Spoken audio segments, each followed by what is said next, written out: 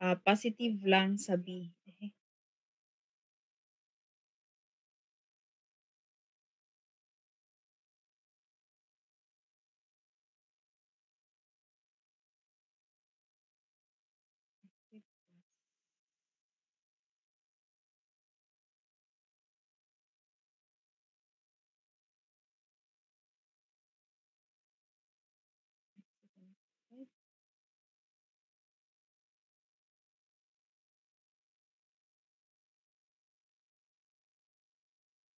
So 9.81 times 0.42 times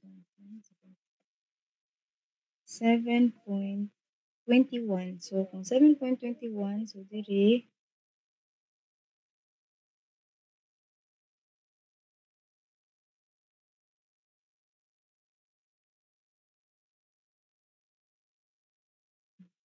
48.59.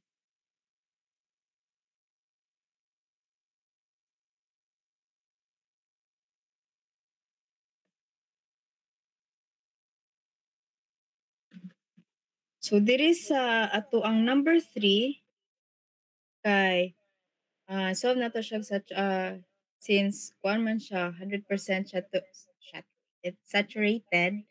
So of course y sat nga formula. So GS plus E times unit weight of water divided by 1 plus E, di ba mo na ang formula sa ato ang saturated unit weight.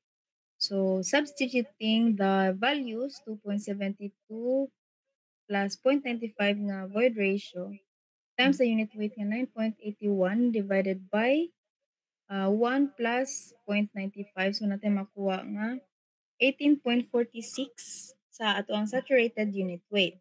Then to get the total stress, kani siya is katong dry unit weight times the height nga 1.5 plus 16.97 mo ni ang moist unit weight or moisture unit weight. 16.97 multiplied by the height, which is 1.75 plus atong nakuha din nga saturated unit weight nga 18.46 times 3. So natay makuha nga 93.78 kilopascal sa total stress.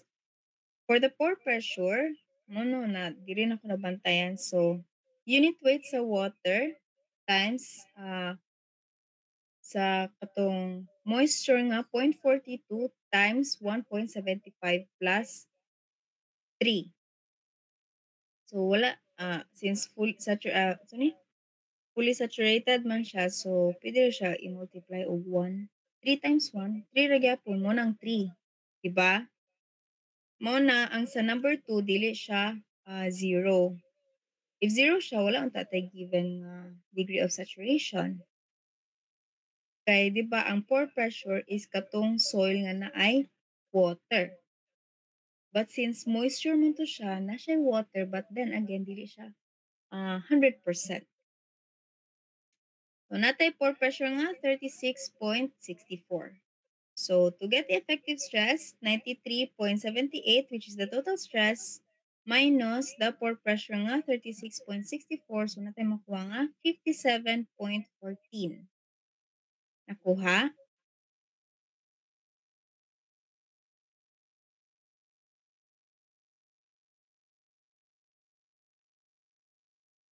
Okay. Makuha na. Muna na nato ang na-solve na nato ang example problem. So diri ta sa CE board mate. Kanino ako na ipa-answer sa inyo kay same ra siya problem sa example problem. So kani nga problem is na nigawas ni siya sa May 2006 nga CE board og November 2023. So ang problem ani is thick layer of clay. Ang kanila is nalang ko i-explain gamay in regard sa underlies. So para dili namang na siya duha. So mostly students will confuse sila between overlane and underlane or overlies o underlies. So The difference between overlain and underlain is ang overlain is muna siyang soil or rock layer is said to be overlain by another, meaning nay other layer above ana nga soil. So for example, the clay layer is overlain by 2 meters of sand. So if kuan siya ang clay kibali dayon again ha. Example is clay layer is overlain. Meaning ana, ang clay daw is i-overlain siya napay above ana nga sand. 2 meters nga sand daw. Ang sa underlain is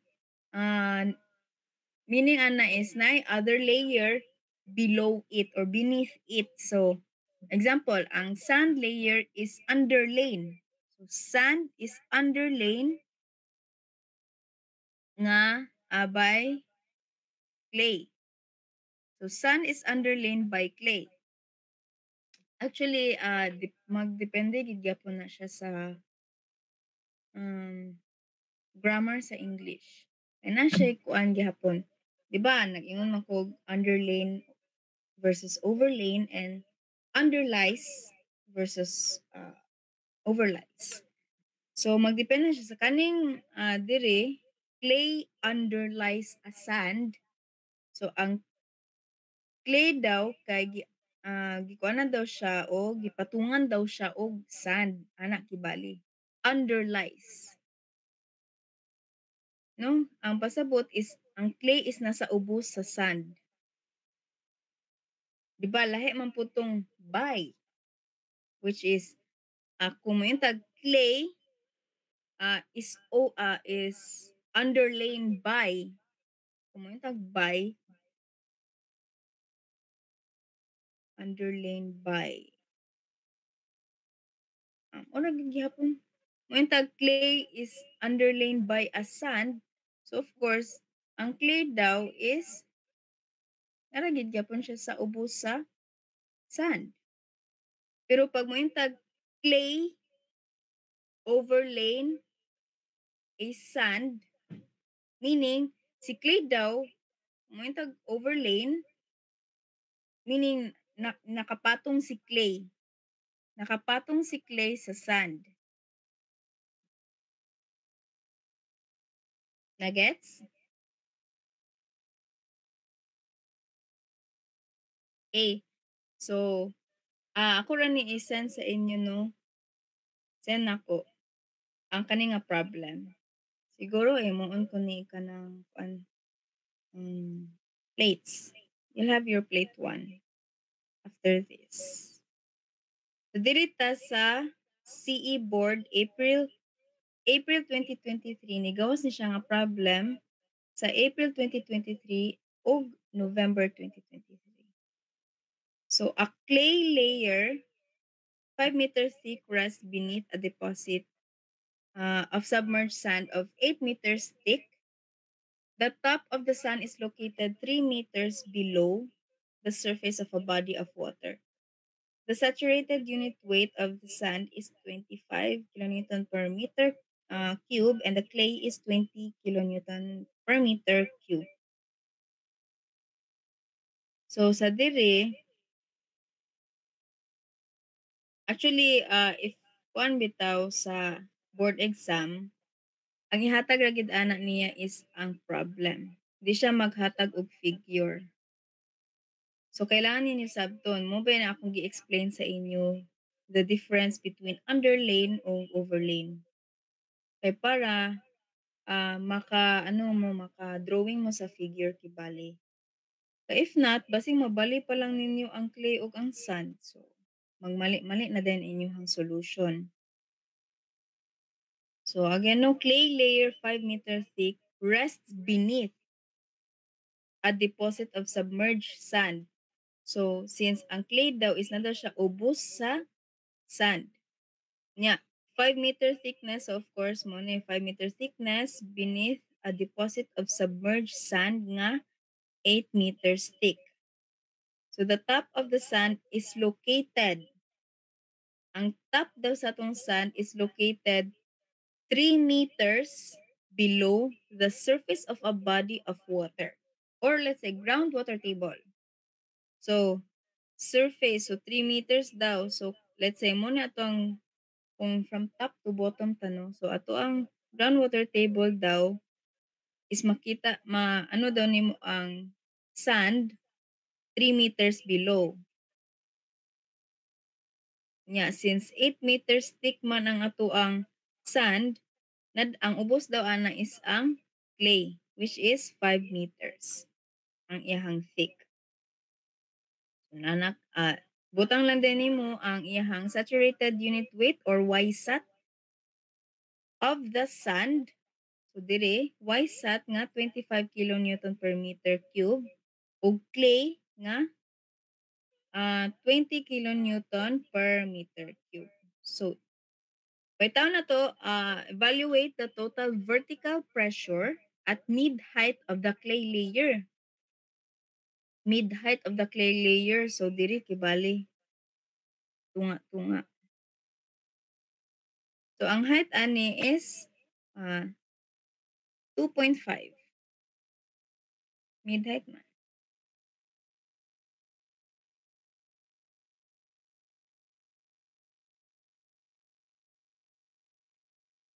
Okay.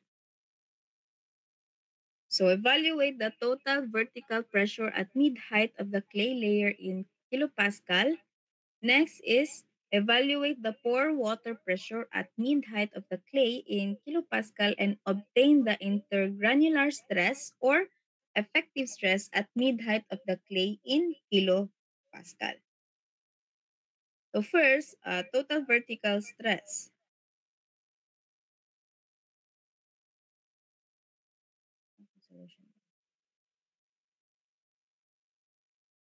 Solution na to ana iba.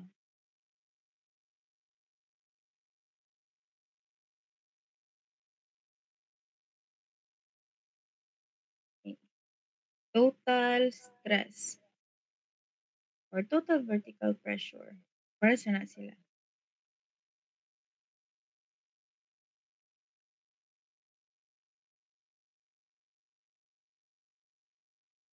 So, dire, total stress man. So, kung may tag total stress, dapat from dire, from pinaka-top, padulong sa dire.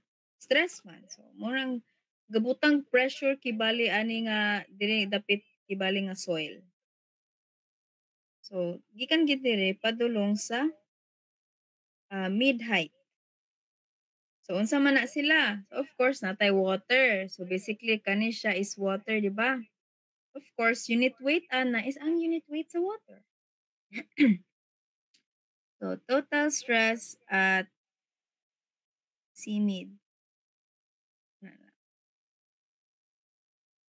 So, unit weight sa water nga 9.81 times height niya nga 3 plus YSAT 25 times 25 times 8 plus 20 times 5. So 25 times 8 plus 20 times di siya 5 dai kay mid height man dai to. Kani kibali. Dili siya 5. So 20 times mid height naman ta so 2.5. Okay?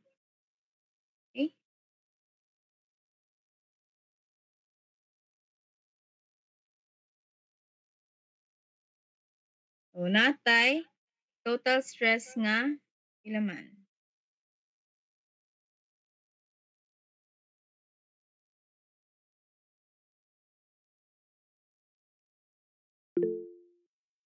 Two seven nine point 40.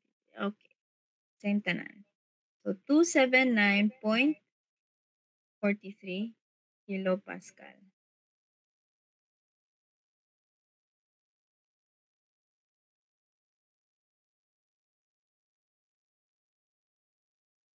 Ano itong A? Next is B, which is to evaluate the pore water pressure. mid-height gyapon. So B, then pour water pressure.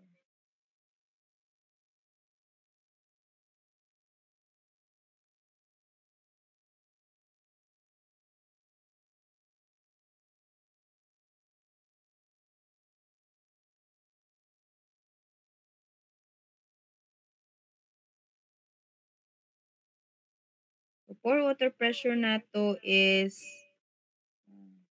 unit height, unit height, unit weight. Busa dahil nasagol. Sabog. So 9.81, so unit weight sa water, no? 9.81 times the height. Ay. Height nato is, so again, ato ang base nato is ang katong na ay water. For water pressure na itong gipangita. So, since kani naman ay water, so purely water man gina siya, kani na po water kay saturated man. Na siya water, and then kani is of course na po siya water. Is saturated, again, saturated po siya. Pero ang height lang atong kuan is ang 2.5. Kay mid-height raman, sa mid-height raman dapit ang ginapangita. So ang height nga atong kailangan i-appeal is unit weight of water times 3 plus 8 plus 2.5. So 3 plus 8 plus 2.5, sige, pila man? 132.44. 132.44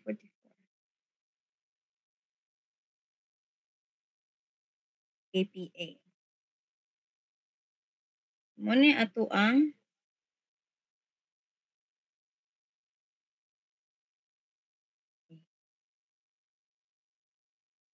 for water pressure. Lastly is obtain the intergranular stress or effective stress at mid-height of the clay.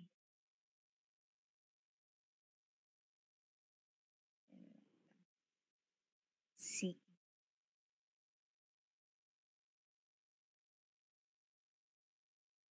Effective stress.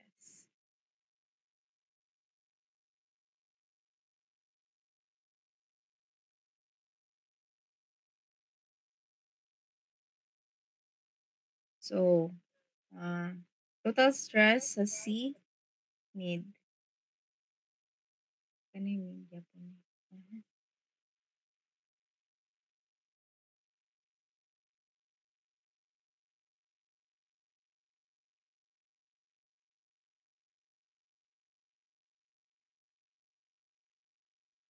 Minus for water pressure. So, effective stress na to is equal to 279.43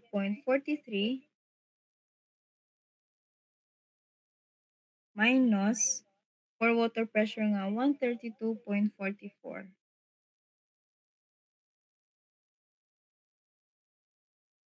So natay makuha nga 146.99. Same ra bas tanan?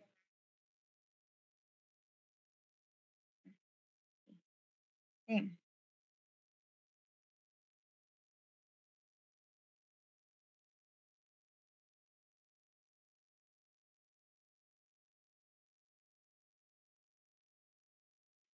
Yon. So, nga na siya. Basically, ang sa ano ra gyud ang since sa board exam ang ginahatag is most ang sa ginatag nga problem is kani ra gyud siya. Wala nay figure. So kamo ang mag-drawing. So ang inyong kuan ra gyud ana is to understand the problem so that you will be able to draw the figure. Oh, of course, i-understand ninyo kung unsay ginapangita niya. Okay? So since napay kuan no 24 minutes. And any questions?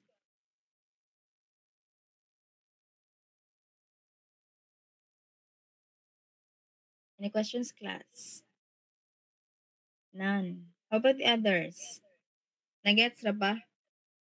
In regarding sa pore water pressure, total stress, ug effective stress. Okay. Ay balik na nako ha, basta ang total stress kung asa ganito nga point ang ginapangita dapat from above padulong sa point nga asa gipangita. So let's say ang ginapangita kay diri dapit sa point 5 meters below kibali daw. 5 diri kibali. Ang ginapangita daw niya nga total pressure for water pressure effective stress ay total pressure total stress so na ah is 5 meters below ay 5 meters thickness sa sand kibali. So dire dapit.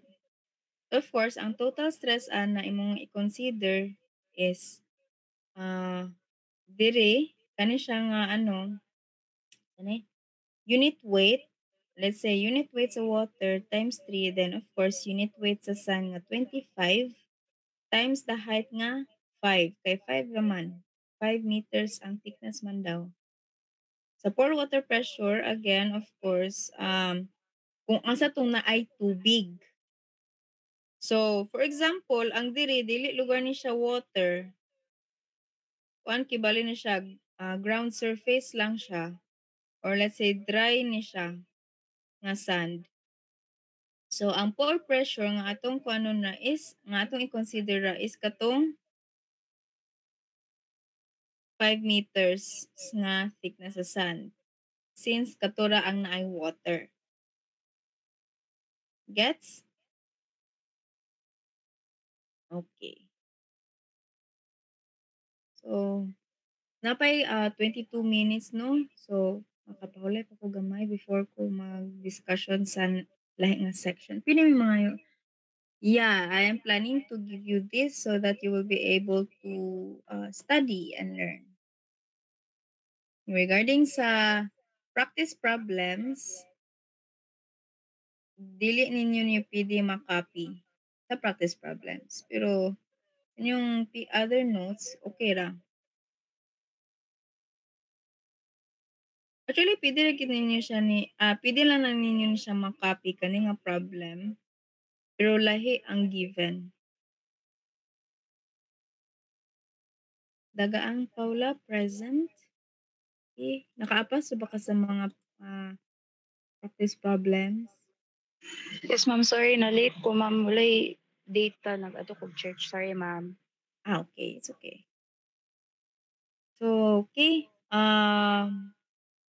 Siguro unya pa nako ni mga siguro 8 or 9 na ko ma-send kay mag-discuss pa pud ko sa pika section.